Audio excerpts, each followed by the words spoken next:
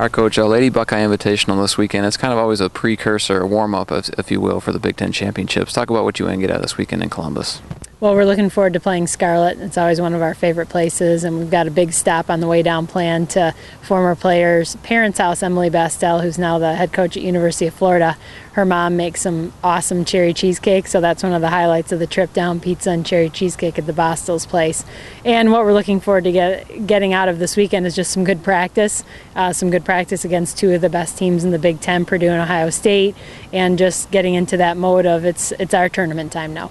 You haven't had a tournament in quite some time, had a little bit of a lull. Are you concerned at all with that competition not having anything, or do you think that they can just get right back into the mix of things? No, we were in Sea Island last weekend, and so there was plenty of competition there, just a little different type, but they all played great, and it's, again, when it's competition time, they turn it on fairly quickly. Caroline Powers, this is a senior year. Can you just talk about her going into this stretch run, if you will, for her? Can you kind of get that sense that she's like, okay, here's my chance, the last few tournaments for her? Yeah, she's got 4 tournaments left, any way you slice it. And so we want to make those 4 the best tournaments of her career. And definitely she's just an incredible athlete, a wonderful young woman. We saw that at the gala last night. And we're looking forward to watching her end her career as a Spartan. You know what you're going to get out of Caroline, but let's talk about the rest of the lineup. How do you think they're coming along so far, really, like we said, going into the stretch run here? Well, Alyssa's playing great, and Christine as well. And Liz, we got to get her going a little bit. She had a rough go there out in Greensboro, but that happens, and she's getting better and better every day, and she's already actually played her 18 holes today and feels good and knows she just needs to have enough warm-up time to be ready to go.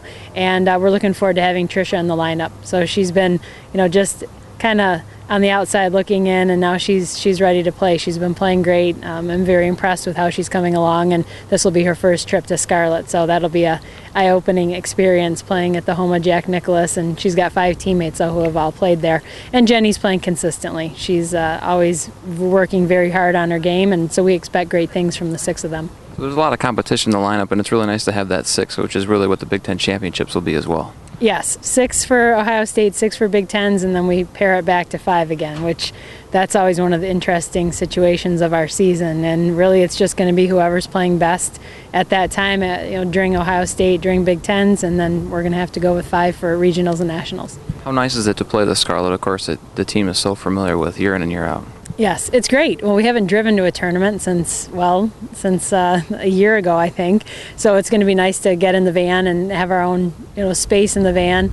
And Scarlet is just a wonderful golf course, and we're very familiar with it. And again, we've been going there since I was in college, so it's a very comfortable feeling, and we'll have lots of fans down there, which is always fun. Let's talk about the academic gala last night at the Breslin Center. Your team was honored once again with the highest team GPA. How much pride do you have in that award? A lot of pride, although the men's tennis team has won it 6 years in a row, so I feel like we've got some work to do, but 2 years felt great. And it's such a reward for everything that our student athletes do, not only on the golf course but in the classroom.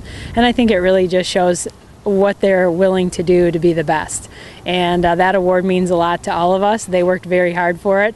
Unfortunately, I just get to hold the trophy. I really don't have anything to do with their grades, although we do work very hard on a daily basis, making sure that they're getting the tutorials that they need and monitoring and just asking them every day how our class is going, what's going on. So we are involved in their academics as well as the athletics. But the gala was wonderful.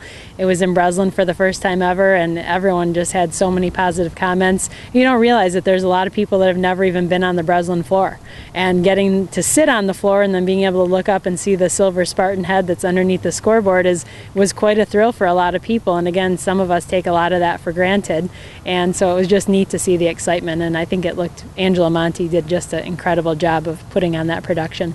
We talked a little bit about it, but Caroline, she won the award for outreach and community service, which just really speaks to her involvement in the community. Just talk about that award and what that meant to her last night. Yeah, Caroline's she's a 1 in a million kid, and she's done everything. She's done everything right. She's done everything with success, with class, and just seeing her sitting up on that stage and being presented that award was, again, just another feather in her cap, and just a wonderful accomplishment for her and for our program. And she's going to do a lot of great things in this world, and I'm excited to see what's next for her.